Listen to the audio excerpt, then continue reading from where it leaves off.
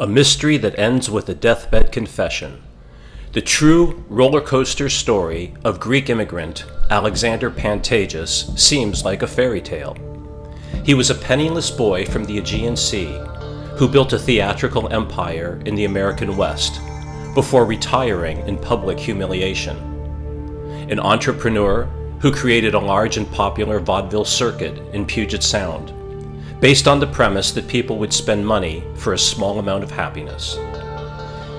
Pantages promoted the movie palace concept, building theaters that rivaled churches to compete for their Sunday crowd.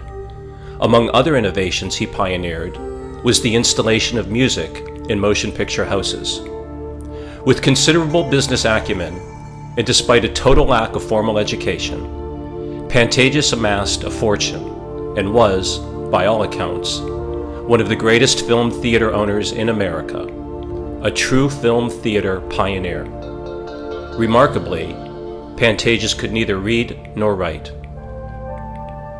Between 1880 and 1924, second-wave immigrants poured into the United States. The hatred against foreign-born, already present in American culture, is captured in the newspaper coverage of the rape case of Alexander Pantages, who in 1929 was accused of sexually molesting a 17-year-old female dancer. Pantages became a symbol for many Americans of not only the unsavory immigrant, but also the predatory Lothario associated with the excesses and vices in the motion picture industry. In the early 20th century, Alexander Pantages earned the nickname the lecherous old goat. He led a life punctuated by public scandals over his romantic involvements. One of the most covered news stories in American history was the reporting of the Alexander Pantages rape trial by William Randolph Hearst's Los Angeles Examiner. It used descriptions foreign-born and movie mogul to exploit social anxieties over the wave of immigrants and their supposed domination of the movie industry. The demonization of Pantages through pictures and rhetoric by the Examiner played to the white ethnicity in socially turbulent America, affirming the existing hierarchy and social order while confining the nation's immigrants within narrow cultural norms. The biased news coverage of highly dramatic sensational stories was the journalistic practice of William Randolph Hearst. He was the Roger Ailes of his day. Pantages' trial exposed fissures in American society in gender relations at a time when theatrical opportunities opened the door to women entering the business world for the first time on a major scale. This caused tension in mainstream society, which still preferred domesticated women to liberated ones. On her deathbed, 60 years after the fact, Pantages' accuser confessed to her mother and a friend that Joe Kennedy had paid her $10,000 to set up Pantages, causing him to force the sale of Pantages theaters to the company that Kennedy owned, RKO. Pantages had claimed this all along. The fact that very few biographies and almost nothing exists of Pantages shows the extent to which his life has, in present culture, been relegated to historical erasure. This is his story. As with many first-generation immigrants, Pantages' early life is shrouded in mist. He was told he had been born on one of the Dodecanese Islands off of the coast of Greece, the island of Andros, around 1864, but his first memories were from Cairo. There is a dispute about his year of birth, sometime between 1864 and 1876. Pantages' age was not certain, as his father, a minor civil official, had altered records so that he could avoid the draft in Greece. Pantages' mausoleum in Forest Hills near Glendale, California, indicates his year of birth as 1867. In 1867, stage actors during this time began to organize performances in saloons into what would come to be known as burlesque, by combining several popular varieties of stage show, travesty, pantomime, and extravaganza. Initially, burlesque performances were simply used to bridge breaks during larger plays. But in 1867, a well-known English dancer, Lydia Thompson, prepared a full-length burlesque entitled Ixion for her debut performance in the United States.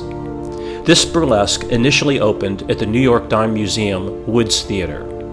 Audiences loved its lampooning of classical culture, parodies of popular songs, and, in particular, chorus lines of dancing girls that featured an extensive display of the female form and flocked to performances. P.T. Barnum was the owner of the American Museum in New York. He offered quasi-scientific explanations for natural oddities and also encouraged living freaks such as Tom Thumb to perform for live audiences by singing and dancing. In New York, The Black Crook was the first blockbuster musical in American history, attracting a high-class audience normally drawn to opera, and working-class audiences that traditionally attended Bowery shows by presenting a show based around displaying the beautiful legs of its female dancers. Alexander Pantages was born Alexander Pantages. He later altered his last name to the more elegant and timeless-sounding Pantages. As well, there's a dispute about his first name.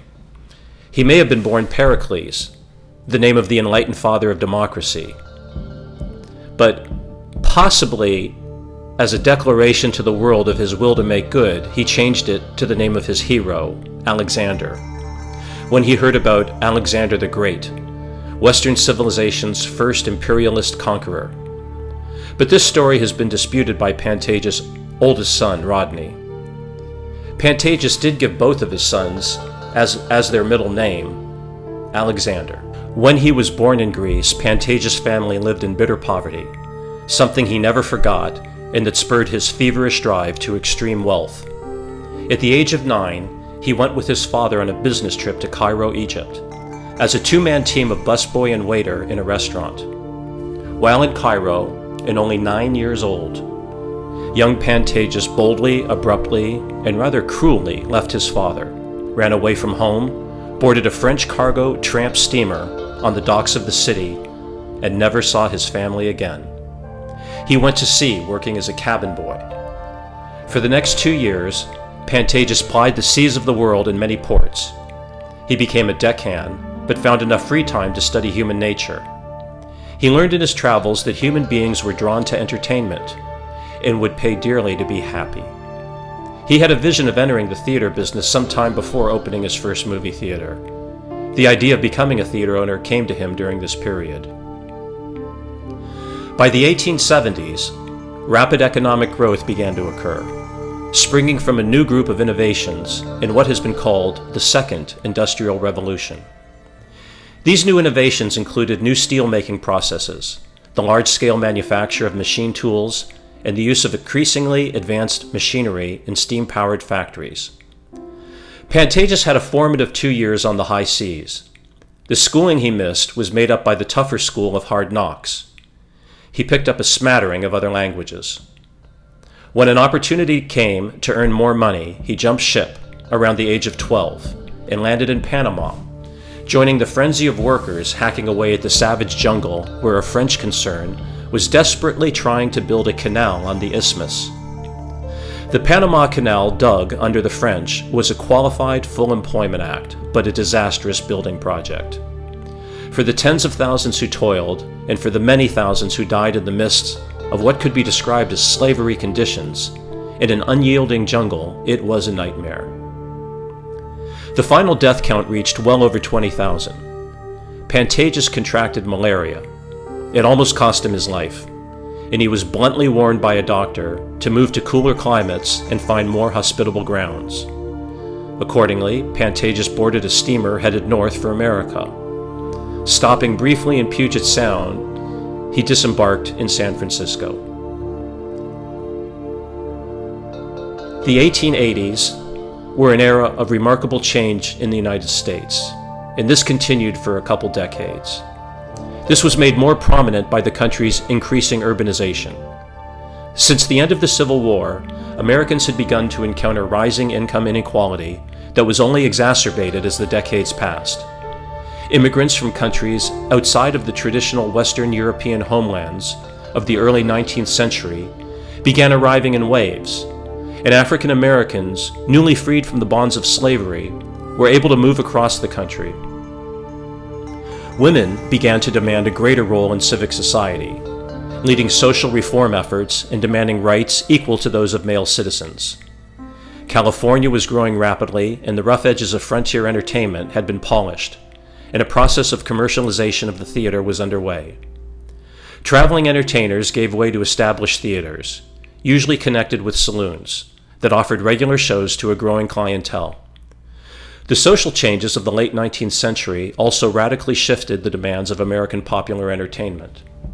Vaudeville embraced the new American values of urbanization in a way other forms of entertainment would not or could not. The variety of performers shuffling across stages matched the pace of urban life, captured the urban experience, and brought middle-class approval and patronage.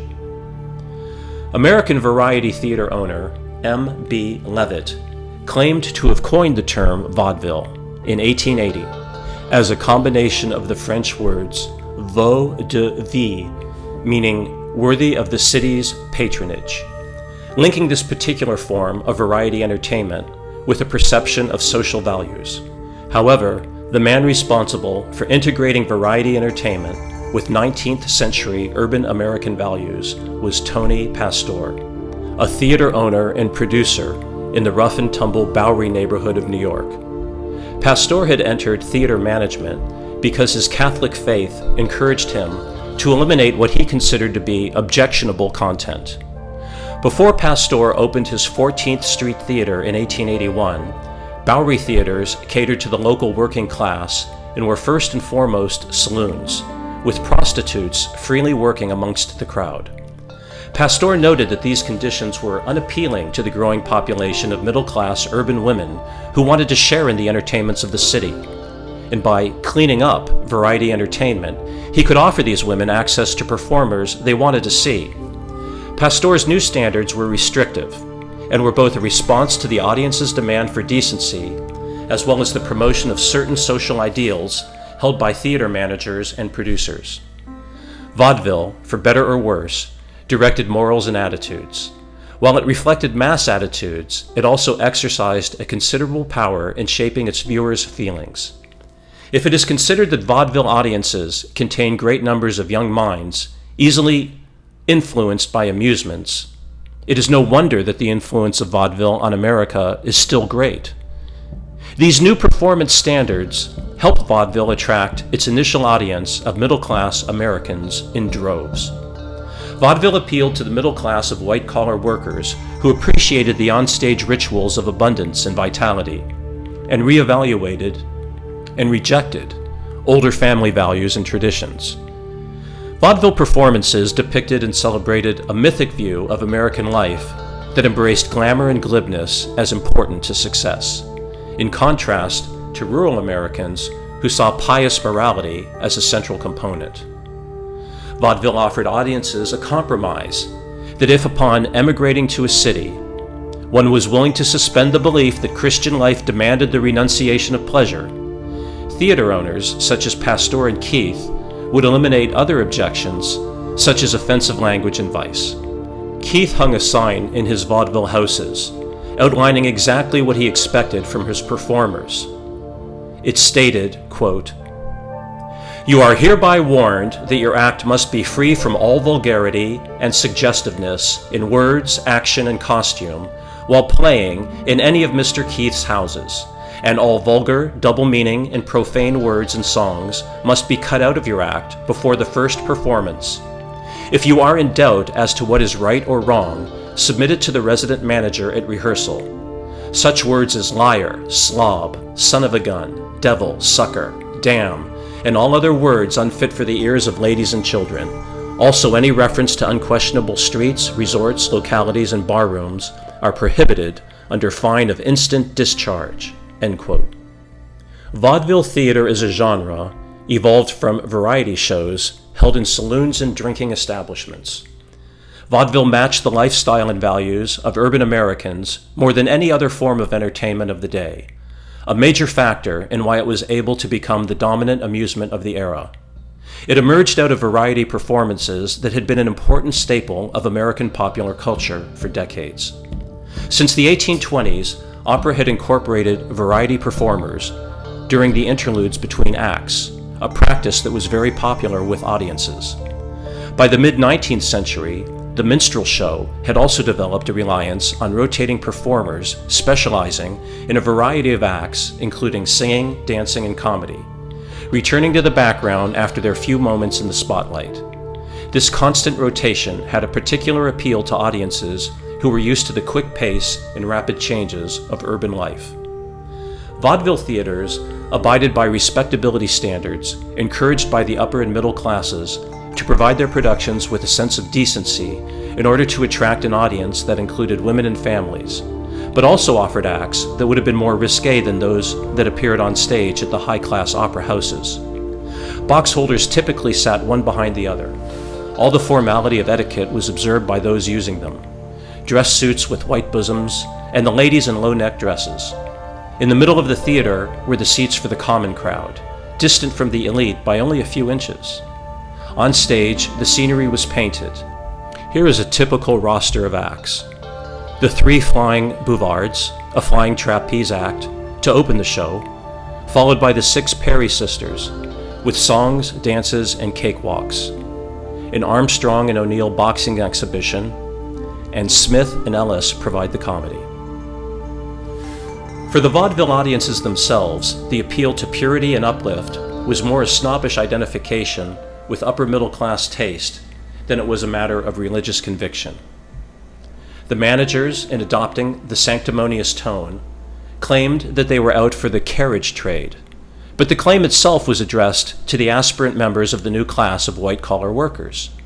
For this group, cut off by levels of education and income from the enjoyment of great and expensive art, the appeal to the sensibilities was vaguely desirable, but provided no firm explanation for their leisure activities.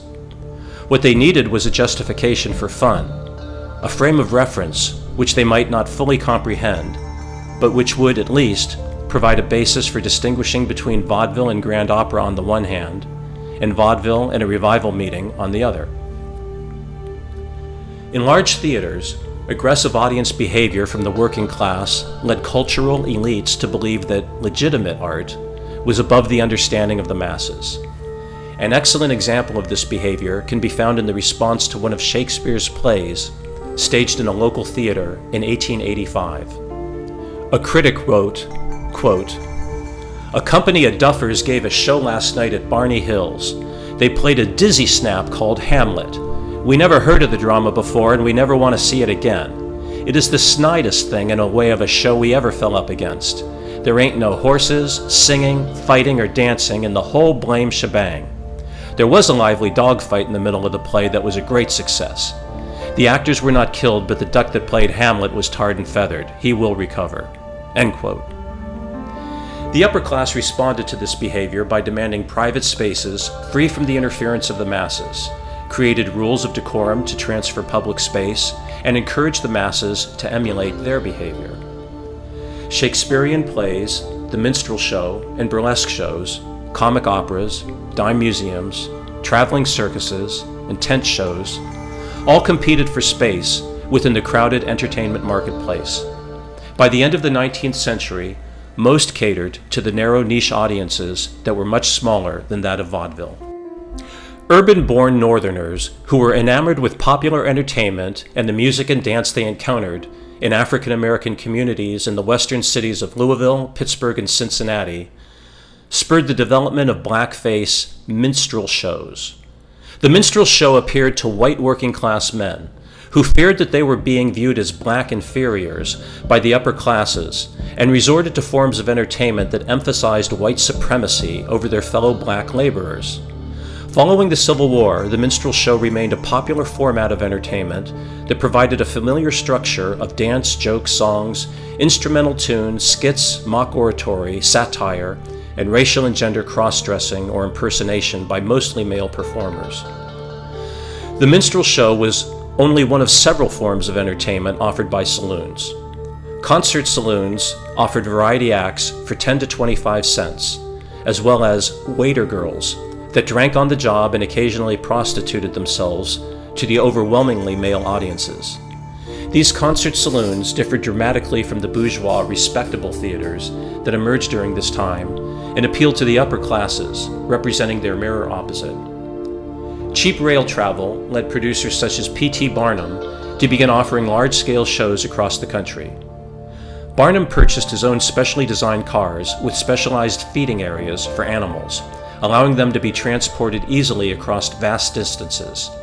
Circus owners also expanded the size of their tents, allowing acrobats more space to perform incredible feats for an amazed audience. Enterprising businessmen opened more circuses annually, reaching their apex in 1903, when 98 circuses circled the United States. Circus operators tried to appeal to as wide an audience as possible, but their itinerant nature led to crime and illicit behavior, attracted child runaways, and allowed ticket prices to be higher than other forms of entertainment, all of which created division within communities. Pantages arrived in San Francisco in the early 1880s, at a time when the San Francisco Municipal Railway was in the midst of building its 23 manually operated cable car lines, and the first American productions of Gilbert and Sullivan operas were being staged. San Francisco provided Pantages with the first measure of stability in his life. Urban life offered a chance for citizens to share feelings about common life and recognize mutual concerns, forming the basis for a shared urban culture. A key component of urban culture was popular entertainment. Pantages' first job was as a lowly utility boy in a vaudeville theater, passing out programs and working as an usher, and then sweeping up at the end of the day. This experience seems to have made a lasting impression, as vaudeville appealed to respectable working-class and immigrant Americans by playing an active role in overcoming urban isolation and loneliness, and serving as an important tool of Americanization. Vaudeville performances enabled immigrants to the United States, like Pantages, and migrants from rural America to come in contact with and learn the values of the urban civilization absorbing them. After learning rudimentary English, immigrants, like Pantages, increasingly were drawn to vaudeville theaters outside of their local ethnic community. In these theaters, patrons were required to applaud at appropriate moments and maintain respectable silence during the performance. By patronizing vaudeville theaters, immigrant newcomers could learn and embrace the values of middle-class America, leaving behind the working-class norms accepted in local ethnic theaters. Pantages remained there for several years. His time at the Vaudeville Theatre taught him how to assimilate into America. As he assimilated, so was born Pantages' American Dream. In 1885, in Germany, young Fred Trump worked 7 days a week under barber Friedrich Lang in nearby Frankenthal. After 2.5 years and completing his apprenticeship, Fred Trump returned to Karlstadt, a village with about 1,000 inhabitants. He quickly discovered there was not enough business to earn a living. He was also approaching the age of eligibility for conscription to military service in the Imperial German Army. He quickly decided to emigrate to the United States, later saying, quote, "I agreed with my mother that I should go to America," end quote. Years later, his family members said that, quote, "he departed secretly at night," end quote, leaving his mother a note.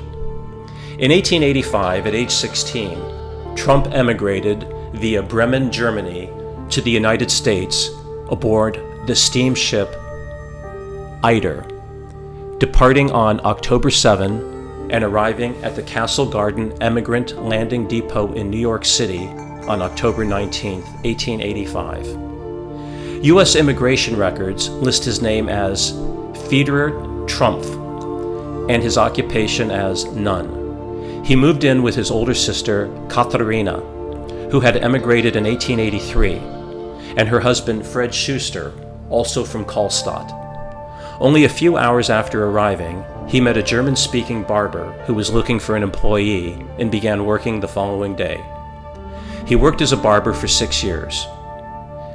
living with relatives in the Lower East Side of Manhattan, in a neighborhood with many Palatine German immigrants. In 1889, Washington State was admitted to the Union as the 42nd state. At the time, approximately 60% of Washington's residents lived in Seattle metropolitan area, the center of transportation, business, and industry along Puget Sound, an inlet of the Pacific Ocean, consisting of numerous islands, deep fjords, and bays carved out by glaciers.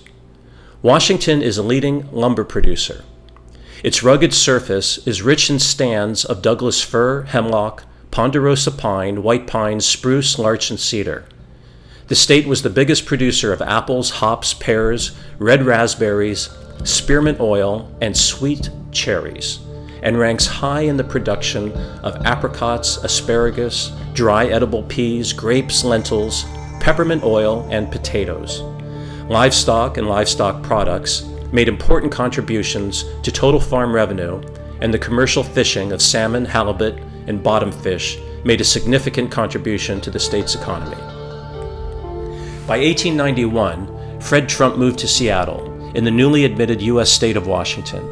With his life savings of several $100s, he bought the Poodle Dog, which he named the Dairy Restaurant, and supplied it with new tables, chairs, and a range.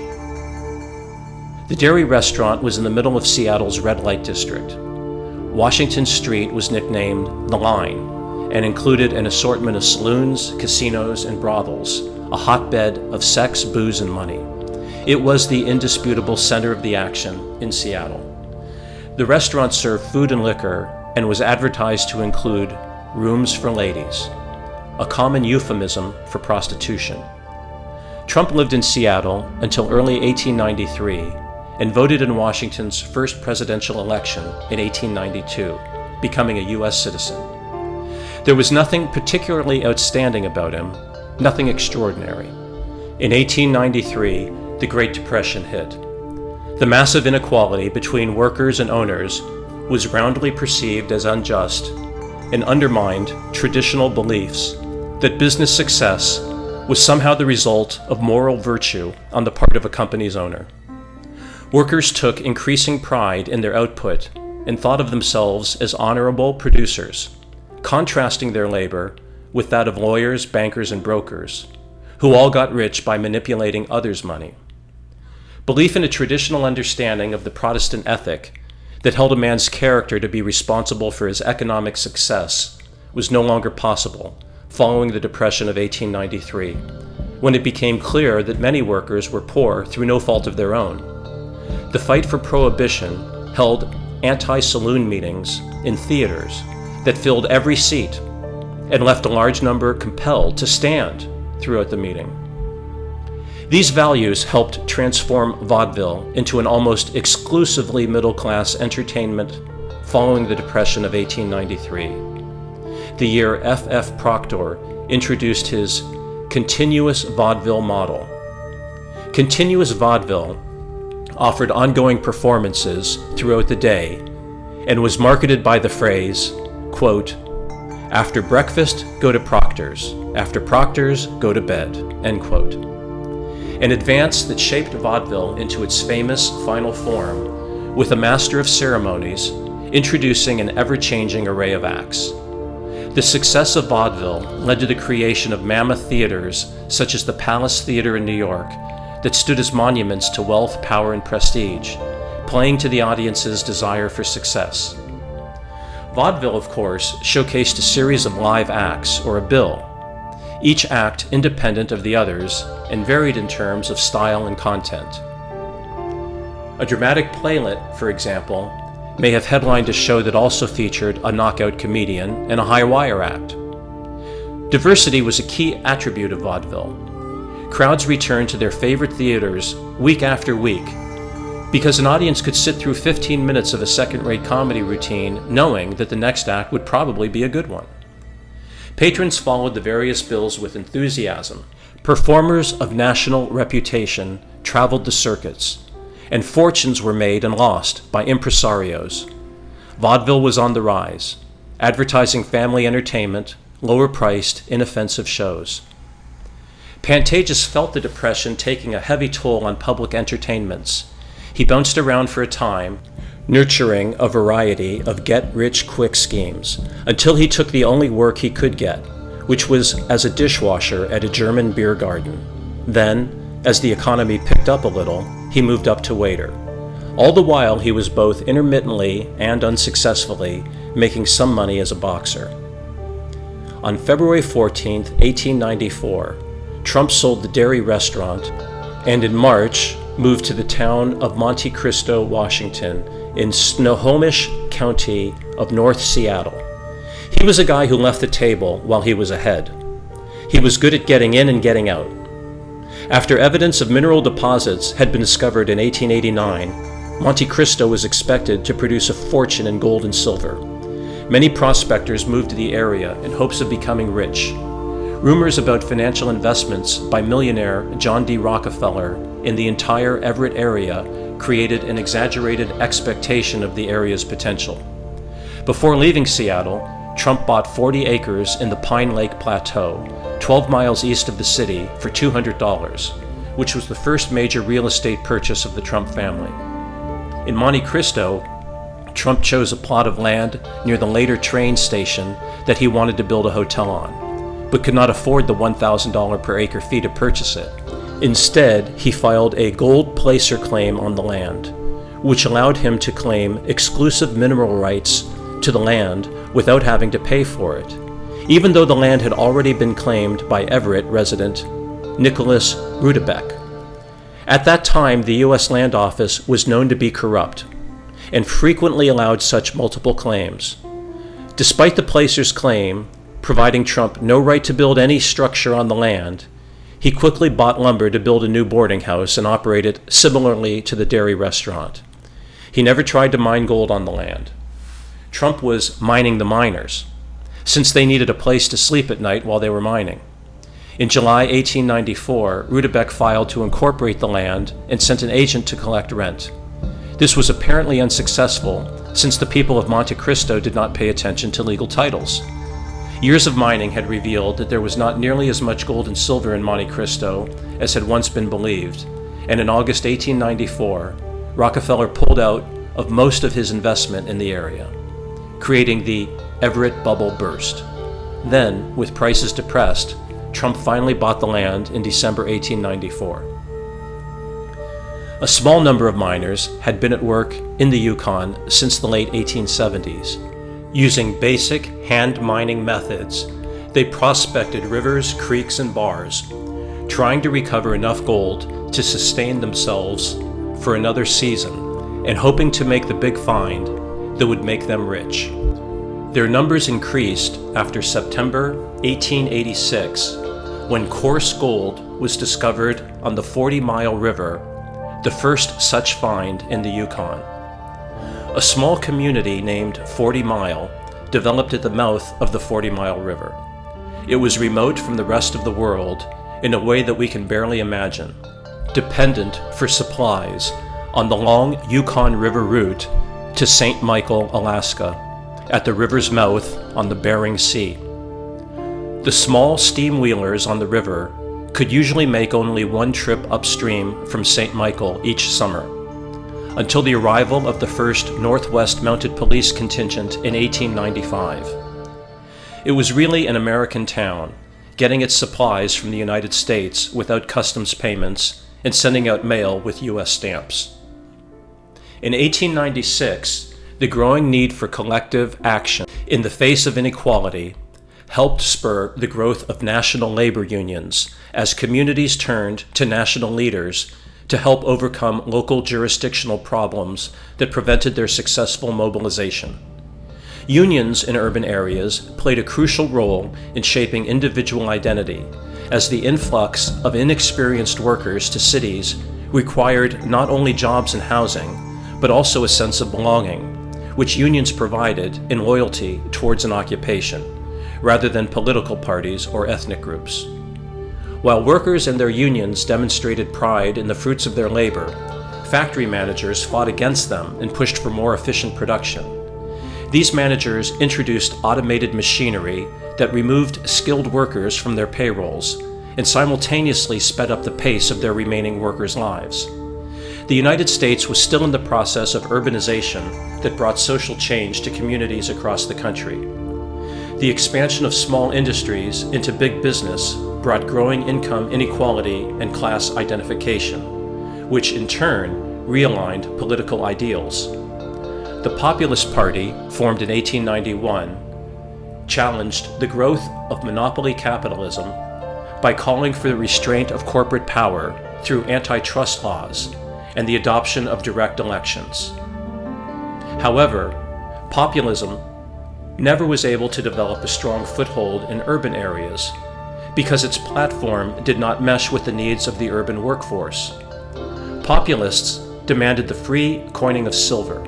That meant little to urban workers and called for the elimination of tariffs that protected corporations employing urban workers. The political rallies of William Jennings Bryan, the charismatic face of populism, were also off-putting, as they often resembled rural camp meetings. Following Bryan's failed presidential campaign in 1896, populism began to slowly die away as a major political movement. Heralded as a novel new form of entertainment in April, the first public showing of movies, Thomas Edison's film exhibition, projected on a screen, took place at Coster and Bial's Music Hall in New York City. Pantages was settled in San Francisco and owned a restaurant at 121 Fifth Street by this time.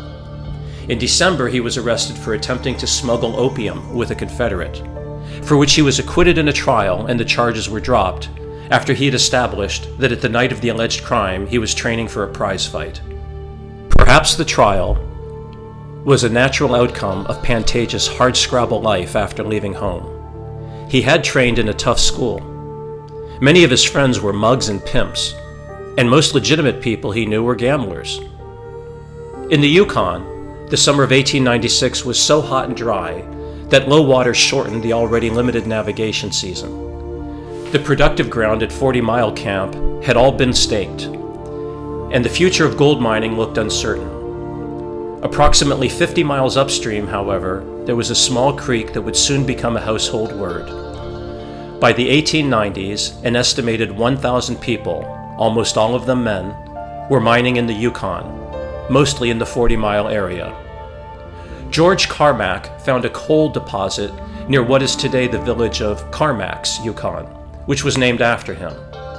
Carmack was not popular with other miners, who nicknamed him Squaw Man for his association with native people, and Lion George for his exaggerated claims. In 1896, Carmack and his native wife were fishing at the mouth of the Klondike River when Shookum Jim, his nephew, Dawson Charlie, and another nephew found them. Prospector Robert Henderson, who had been mining gold on the Indian River just south of the Klondike, suggested that they should try out Rabbit Creek, now Bonanza Creek, where the gold discovery was made.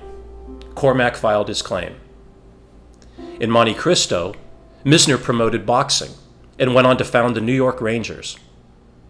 Trump was elected as Justice of the Peace by a 32-5 margin, but by the spring, most of the miners had left Monte Cristo. Trump suffered both from a shortage of workers and reduced business. Although he had been one of the few people to make money in Monte Cristo, Trump prepared for the bubble burst by funding 2 miners in the Yukon, Canada, in exchange for them staking a claim for him. In 1896, the town of Dawson did not exist. In Paris, in 1897, the bazaar was held in a large wooden shed, 80 by 13 meters, in Paris. Within this shed, a fantasy medieval street was built with wood, cardboard, cloth, and papier-mâché. Exits were not properly marked. A novel attraction at this bazaar was a cinematograph. On the afternoon of May 4th, the second of the planned 4 days of the bazaar, the projectionist's equipment, using a system of ether and oxygen rather than electricity, caught fire. The resulting blaze and the panic of the crowd claimed the lives of 126 people, mostly aristocratic women. Over 200 people were additionally injured from the fire. The disaster was reported nationally and internationally. In June 1897, the first boats left the Klondike with gold worth over $1 billion today. After the boats loaded with gold arrived in San Francisco and Seattle, the news struck, and in July 1897, the streamers began descending, starting the Klondike Gold Rush stampede. Thousands of people rushed to the area in hopes of making a fortune. Trump sold off most of his property in Monte Cristo a few weeks later and moved back to Seattle. In Seattle, he opened a new restaurant. Business was so good that he paid off the mortgage in 4 weeks. Meanwhile, on July 7, the 2 miners whom Trump had funded staked his claim at Hunker Creek, a tributary of the Klondike. After spending $15 to register the claim, they sold half of it for $400 the next day. A week later, another miner sold it for $1,000. On September 20, they staked a second claim at Deadwood Creek. Half of it was sold on October for $150, while the other half was sold in December for $2,000. The way a lot of people made money in the Klondike was not in digging gold out of the ground, it was in exchanging property. Pantages felt the depression of the 1890s taking a heavy toll on public entertainments as the country came under the spell of the Alaska-Yukon gold rush. Pantages packed his possessions, left San Francisco, and headed to the cold north, inspired by the stories of sudden wealth. Pantages caught the gold rush boat heading for Alaska to seek greater fortune. His destination was Klondike, Canada, where temperatures routinely fell to minus 30 Fahrenheit and below, and where life could be at best described as brutal. The town of Dawson was started in 1897 and had 5,000 in its population. Money itself was rare. Gold dust, worth about $16 an ounce, was the currency. Common lumber, which in Ontario would not cost more than $6 or $7 per 1,000 feet, is in demand at $140. 40 Mile, once the region's principal community, was virtually abandoned. Northwest Mounted Police Inspector Charles Constantine, based at 40 Mile, had been the first and, for several years, the only person to administer mining regulations in the Yukon. The office was transferred to Dawson in 1897. By early 1898, Trump had made almost $1,000, enough money to go to the Yukon himself. Trump bought all the necessary supplies, sold off his remaining property in Monte Cristo and Seattle, and transferred his 40 acres in the Pine Lake Plateau to his sister Louise. When Trump left for the Yukon, he had no plans to do actual mining. He likely traveled the White Pass route, which included the notorious Dead Horse Trail. So named because drivers whipped animals of transport until they literally dropped dead on the trail and were left to decompose. There's even some evidence that Trump was marooned in a shipwreck during an early attempt to head north from Seattle with 29 other men. The group was rescued from an Alaska island after 40 days, barring 5 who died of exposure. There could be no Donald Trump today if he hadn't gotten rescued from that island. In the spring, Trump and another miner named Ernest Levin opened a tent restaurant along the Dead Horse Trail. A frequent dish was fresh slaughtered, quick frozen horse.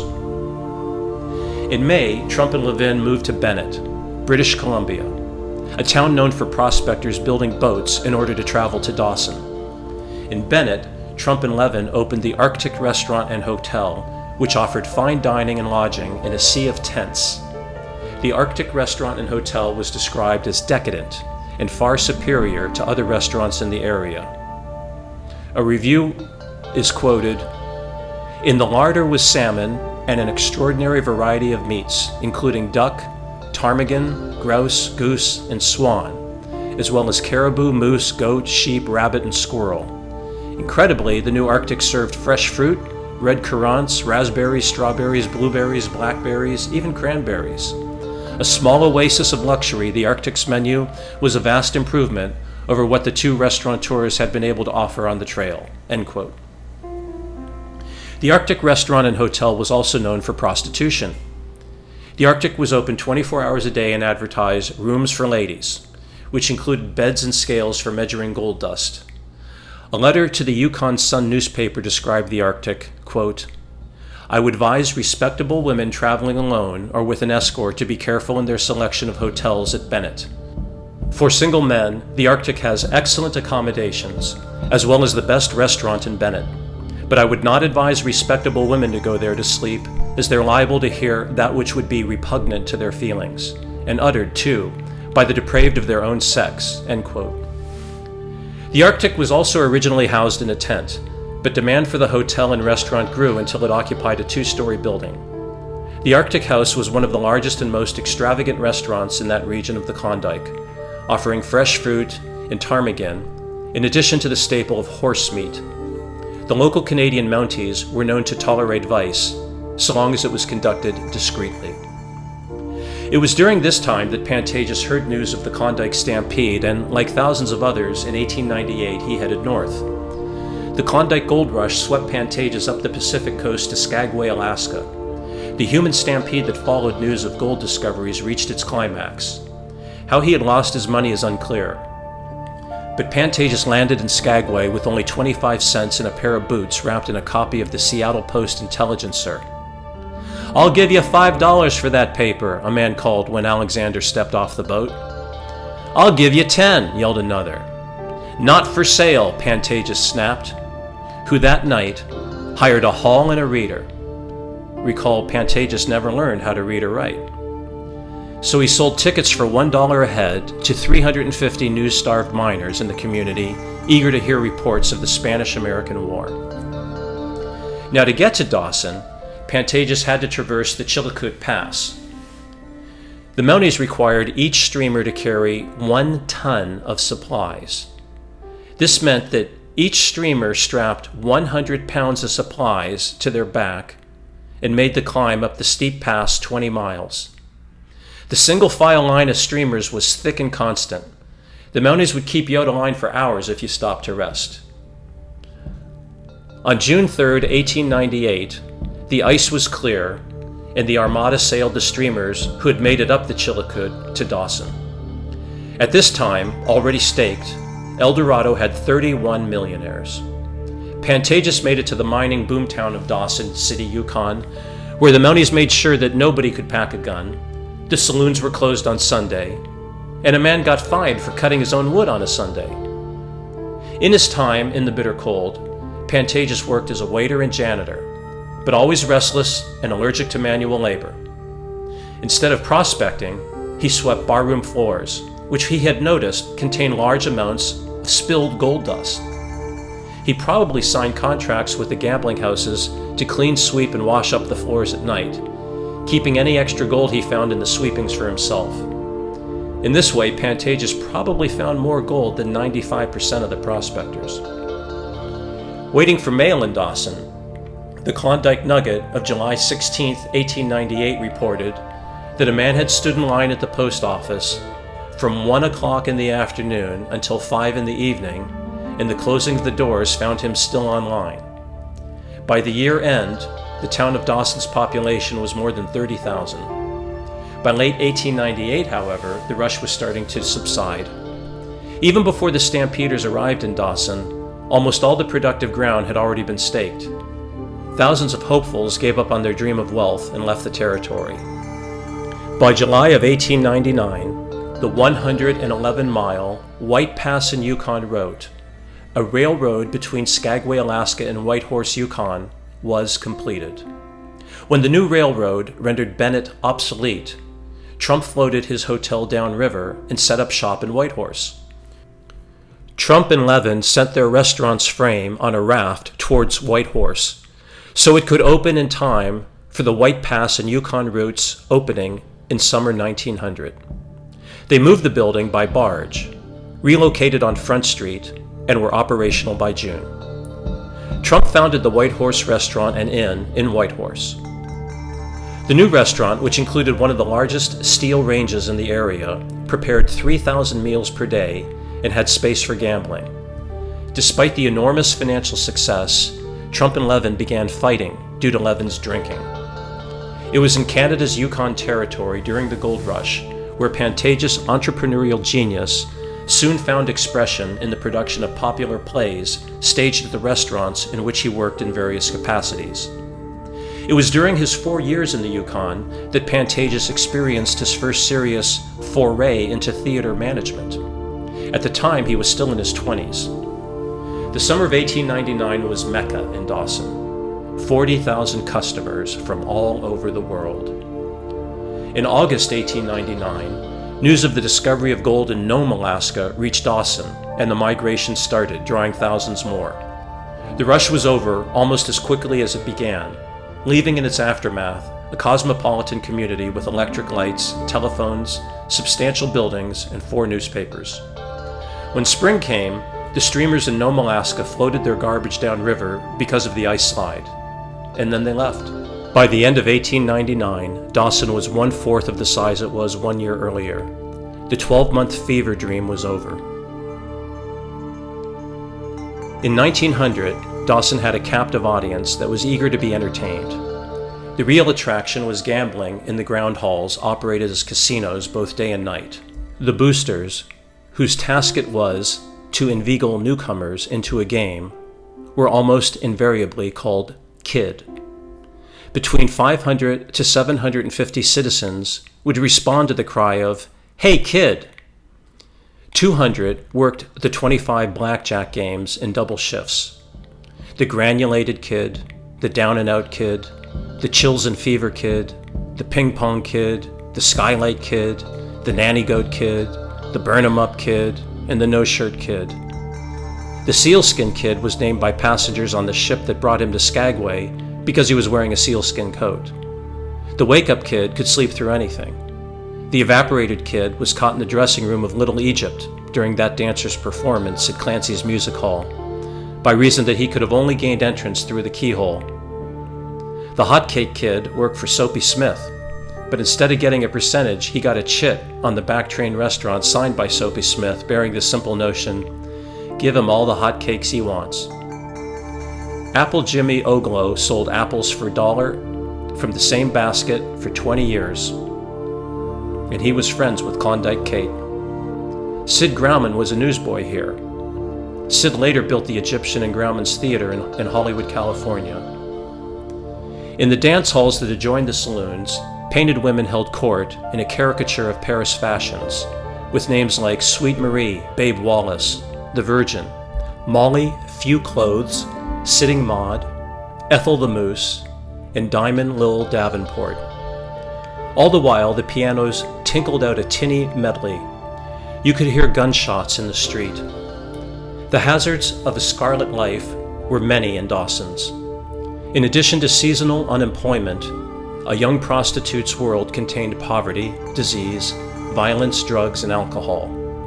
Typhoid epidemics were indiscriminate in their victims, but struck especially hard at those living in close quarters of Loosetown. Venereal disease, always a professional hazard, hit epidemic proportions in 1899. Knife scars on her wrists bear silent testimony to the despair Josephine Arnold, a young African-American prostitute, felt as she tried to take her own life multiple times.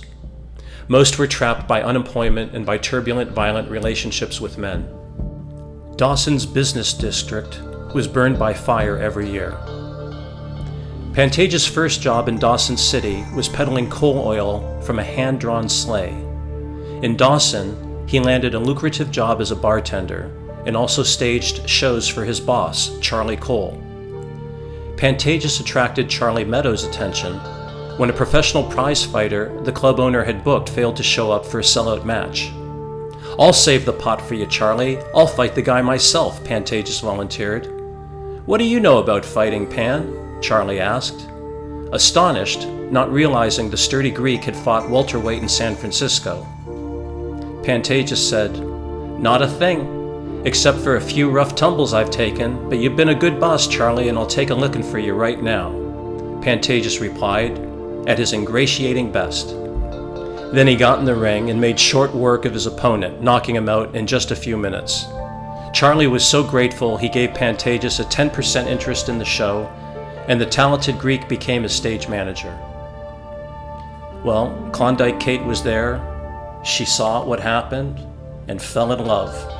It was love at first sight. The only man she wanted to marry was young Greek Alexander Pantages, who in the end took her money to launch his career as a theater manager and broke her heart.